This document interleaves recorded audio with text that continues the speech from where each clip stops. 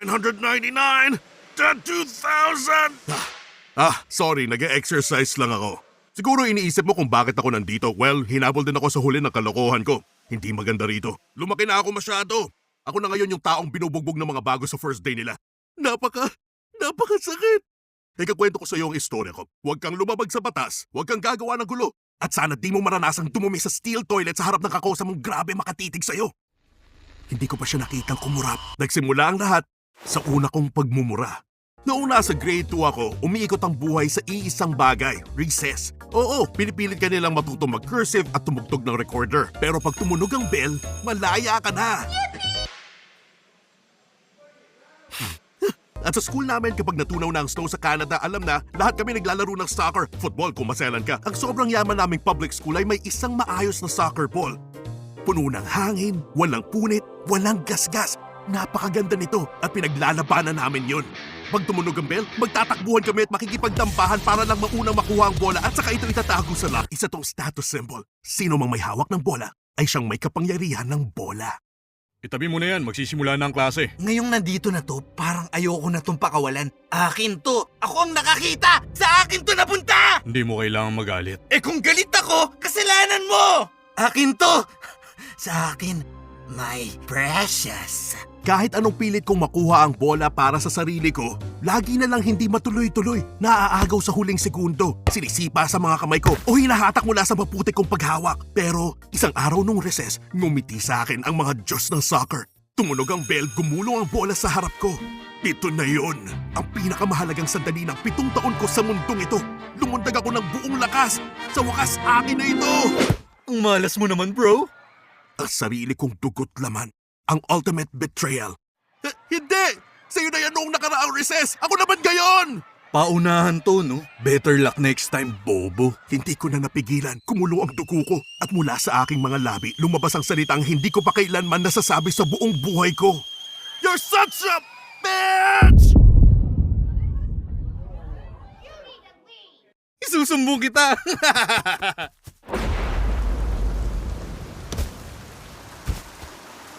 Ito na yun. Katapusan ko na. At lahat ng ito dahil sa kanya. Little bitch! Gusto ko lang malinawan. Tinawag mo siyang B-word dahil lang sa bola ng soccer? Tama! Papuntahin nyo na siya sa principal's office! I-expel nyo na siya! Hindi nyo naiintindihan. Yun ang magandang bola! Tatawagan ko pa rin ang parents nyo.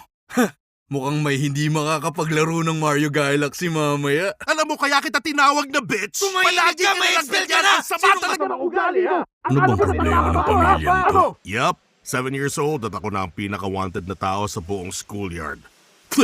Pero hindi lahat ng krimen ko ay sinadya. Gaya ng unang beses kong tumakbo mula sa mga otoridad. Otoridad. Ang mga puli, ang mama ko. Tumakas ako sa mama ko. Breaking news! Kinuha man nila ang studio ko pero hindi nila makukuha ang pride ko. Pwede ba natin gawin to? Gusto mo ba ng ramen, Phil? Oo, gusto ko ng ramen. E di tumahimik ka dyan, camera boy!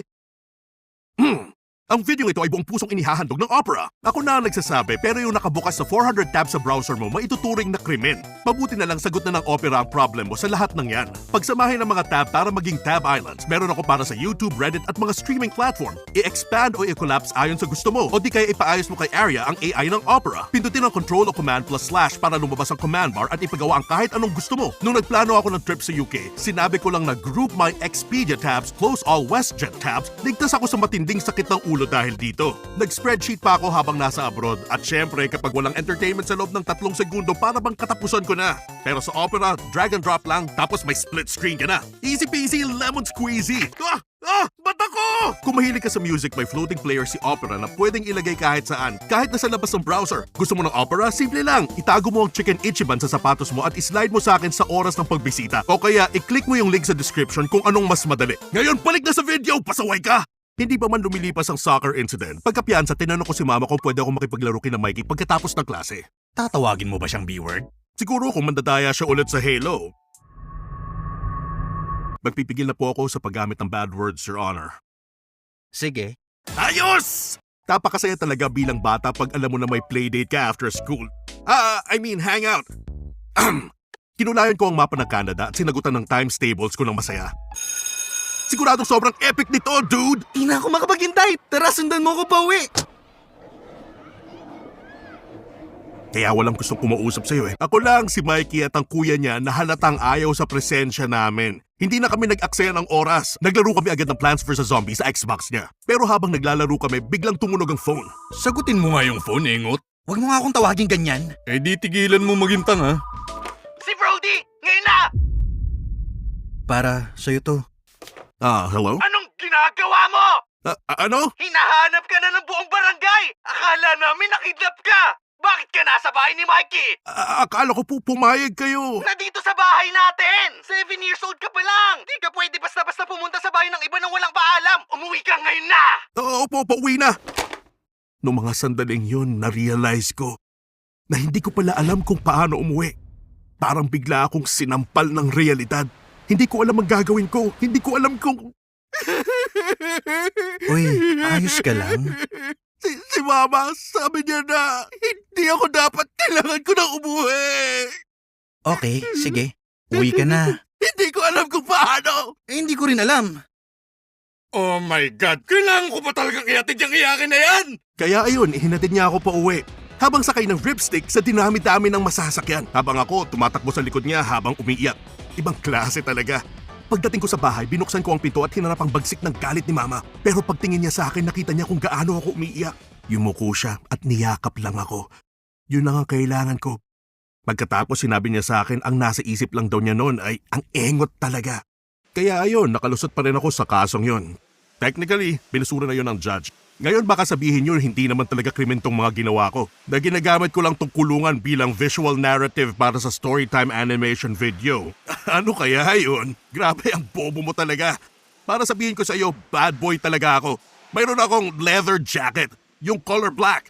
At isang araw, sinadya ko talagang lumabag sa batas. Noong 15 ako, nagsimula akong makaramdam ng kate na nararamdaman ng mga kaedad ko. Yung kate ng pagre-rebelde. Ang pagnanais na gumawa ng marka sa mundo at itakwil ang lipunan. Habang karamihan sa mga kaibigan ko ay nagpa-party, umiinom o ideally naglalabas ang emosyon sa mas healthy na paraan. Hindi talaga yun ang trip ko. Ang gusto ko mag-vandalize ng public property. Kaya lumabas ako at bumili ng spray paint. Mag-vandalize ng public property.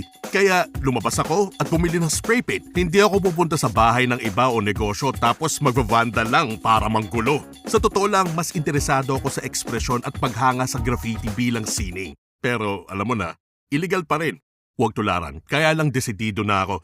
Isinuot ko ang pinakaitim kong hoodie at nagbisikleta papunta sa lumang tulay. Kinuha ko ang spray mula sa backpack at sinubukang pakalmahin ang sarili. Okay. Kaya mo to. Isa kang rebelde. Bad boy ka. Sige na! Ang saya. Ang saya naman. Malaya ako. Grabe. Hindi ako makapaniwala.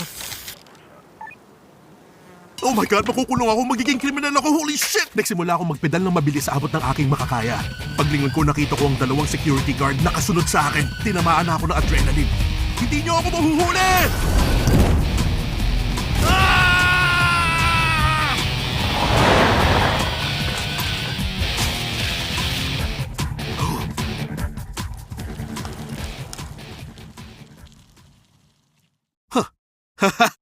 Mga bobo. Hindi na nila ako dapat hinabol. Sa totoo lang, parang ganun yung feeling. Pero parang mas ganito talaga ang nangyari.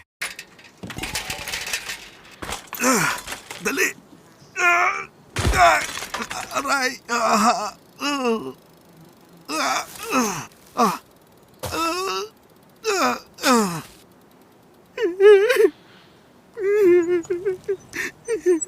Tingin ko siguro. Kaya na lang natin. Hindi na ako magbabandol kahit kailan. So, ang astig, hindi ba? Oo, may pangalan na ako. Nagtataka ka kung paano ako napunta rito kung hindi naman nila ako dinampot. Ang totoo, nandito ako dahil sa arson. Illegal pa rin yun kahit joke lang ang lahat. Sobrang sira ng sistema dito. Pero sige, kailangan ko pa rin pagbayaran. Sana may natutunan ka sa mga kwento ko. Maging mabuting tao ka lang. At sana, gawin mo yun ng legal. Di rin naman ako magtatagal dito. Well, parating na rin ang sundo ko anumang oras. Sumakay ka na! Bilis, dali! Kia Soul? Wala na bang iba? Seryoso ka ba talaga, Brody? Itatakas na nga kita sa kulungan. Eh kasi, ang pangit talaga niyan. Ito na ang kotse na pinakamadaling nakawin. Ayaw na nilang bawiin. Napaka-bitch mo talaga, dude, sa totoo lang. Talaga? Ipapaalala mo uli yan? Di ako aalis, dito na lang ako. Hindi ako makapaniwala sa'yo, dude. Ay, nako. Seryoso ka Ayan ba? ka na Ano naman. na? Bakit naman kasi sa Pagkatapos kong dinami-dami gawin to para ng sa'yo? kotse? Alam mo yung ba ang ganyan hirap klase ko yung para pipilian lang mo? makarating Marami dito, namang ah? pipilian Ano? yan. Ha? Pangit.